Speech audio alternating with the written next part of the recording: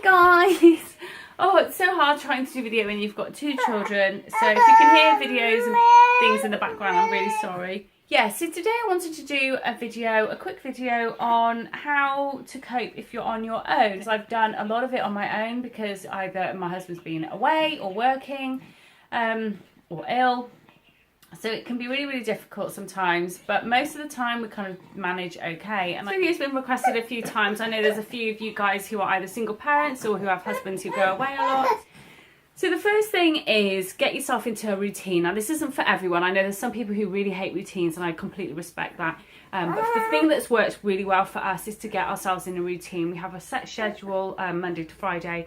So we all know what we're doing. We have something to look forward to. And it just kind of helps the day tick by quicker. I find that if there's lulls in the day, like long lulls all the time, it can make the weeks drag, it can make time go slowly, and it can just make you feel like you're kind of isolating yourself at home. So having a set activity that you do between certain times for us has really, really helped, as well as kind of children's bedtimes as well. We couldn't get Albert into a routine until he was 3 months old because he had colic, but after that we were able to get him into routine, and both boys go down now around sort of 7, half 7, at around similar sort of times. As for bedtime, you're probably wondering how on earth you're supposed to get them down to bed. Now I don't know how this would work for everyone's children. Children are very different. Some need certain things to go down, some don't, but certainly for my 2, the way we do it is both boys will go upstairs at 6:30, 6:45. I will run the bath. Albert will play in his cot or on the floor, whatever, with his toys. Sebastian, obviously he's over 3 now, so he can get himself undressed and into the bath. Once the bath's done, we have bath time, and Sebastian will have his iPad, and it's kind of propped up on the toilet so that he can watch it. We'll take Albert out, get him dried, turn off the light, and kind of get him all ready for bed.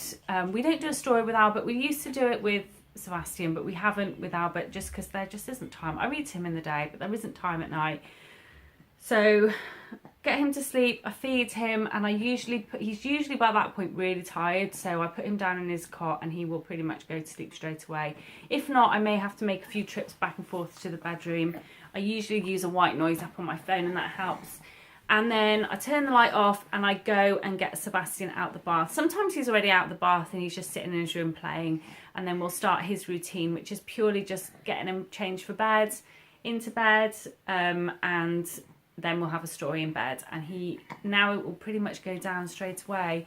We had to cut Sebastian's nap out when he was about 2.5. He could probably do with a nap still on some days when he's really tired, but we did have to cut a nap out because it was just kind of making it so that it was hard for him to go to sleep at night. Now, we don't actually have any help at all. We have no family nearby. We just have friends, and majority of our friends actually don't have family nearby. So we all try and help each other as and when we can, but generally we don't really have any kind of help. What really does help though is finding people in similar situations, particularly on a weekend, if your husband's away on the weekend, which can be the toughest time, I think, to do stuff with. So I'll always send a message out on a weekend. I'll just say, you know, if is anyone around? Are you going to be, you know, if anyone is around, would you like to meet up and do an activity? And someone will usually get back to me, and it just might be just going to a soft play or going to the park or something, just so that we can each see each other or have some company on the weekend, because that can be, like I said, the toughest time usually. Sometimes I'll go and visit friends that live far away, or visit family if Chris is away, and again that can help pass the time. If you do have family around though, just make the most of that help. Get them to come in and help or sit with you while you're putting one child to bed if that's something you're struggling with. See what you can do to kind of rustle up help. There's great organisations out there as well, such as Homestart, which are really, really good, especially in those early days, where you get a volunteer who will come in and just help you however they can. I had a Homestart worker come and help, and she's still very much involved in, it might just be sitting down and going out for a coffee or just kind of getting out and about. There are some days when we really have no one to see, and so she's become a really good friend, and she might just help me get out to a place that I might struggle with the children. I still struggle with that. There are still a lot of places I won't take them on my own together because I'm just very anxious about it. We've had episodes of tantrums when we've been out and about and dealing with a newborn baby that just wants to feed. You know, we've been through all that, and it is hard, but you do get through it.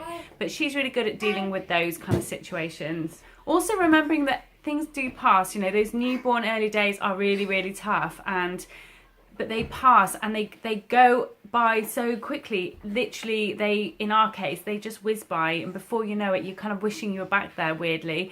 Even though it was very hard for us with Albert, I kind of wish that I was back there some days. I really miss those days. Albert's growing up so fast, and he's so big now, and you do just find your feet. You will find your rhythm in how you do things. We find that when Chris comes home, that's when things start to get quite difficult. So Sebastian will start playing us off one another. He kind of plays up a bit. Routine can go out the window sometimes because we're trying to cram so much in such a short space of time. You know, but usually he kind of slots back into his old routine fairly quickly. Chris is really aware of the struggle that I have had and what it's like when he comes home, and we have actually found that there's been times when he's been able to come home before he's due, and we've actually decided, but then he would have to go again, like just to stop by and visit. And we've actually decided that that's not going to be a good thing, because it would just mean that Sebastian will see his dad and suddenly he's gone again, and it will freak him out. So, you know, and Chris is really understanding about that. You know, we sit down and we discuss it. So just work out between you both kind of how you're going to, you know, both parties have to kind of be involved. Quite a difficult one, but don't think you need to be going out and doing stuff all the time. As the two get older, they will start to kind of entertain each other, and things do become kind of easier. What are you after? Hey? Yeah, things do kind of become easier, and they do start to interact with each other more. So don't feel like you need to constantly be going out and stimulating them. There's a load of things. Pinterest. I know I've always said I'd struggle to be a Pinterest mum, but I've actually gone and done some of the activities on Pinterest.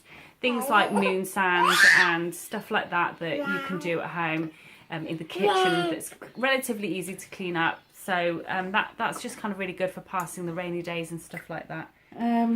What else? So something else just quickly that I wanted to throw in before we go is just because I've just finished giving the children their dinner and stuff. That obviously when you're in the moment, you don't realise how kind of busy and hectic it is, even though it is busy and hectic. But things like dinner time and stuff like that, preparing the food, trying to make sure that they're not fighting or doing whatever when you're preparing the food, feeding them food, clearing up, wiping bums, wiping faces, wiping bums, wiping hands, wiping faces, cleaning down. You know, it's exhausting. The whole thing is really exhausting when you're doing it on your own. And sometimes doing it, you know that you're going to be just doing that every day with no help can be really, really tough. So the thing that I would suggest is make sure you get plenty of rest. Just make sure you get plenty of rest where you can. Eat well. Keep your energy up, because you're going to need it.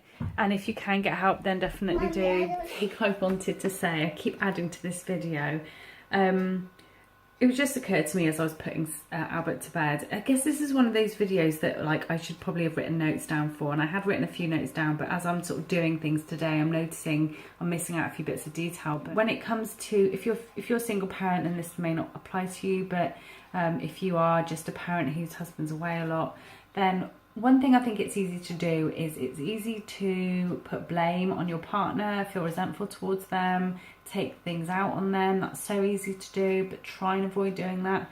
Likelihood is they are working really hard and probably struggling. I know Chris struggles as much as me missing out on the children. He gets really upset by it. He really enjoys watching like my Instagram stories and stuff like that to kind of help him catch up and feel like he's part of the day. He really enjoys that, and you know, he does always say that he feels like he really misses out, particularly with Albert. You know, babies grow really, really fast. Just bear that in mind. It's like I said, it's really easy to do, but try and find other ways of venting if you possibly can. I think that's pretty much it. If there's anything else that you want to know or need help with, please, you know, feel free to ask. I will do my best to help however I can, and just remember that it does get easier. Yeah, it really does get easier. If you're on your own, you know, it's hard, but, you know, you will find that your resilience you will find that as time goes on, you will get stronger and stronger and stronger, and you will find your way of dealing and your routine.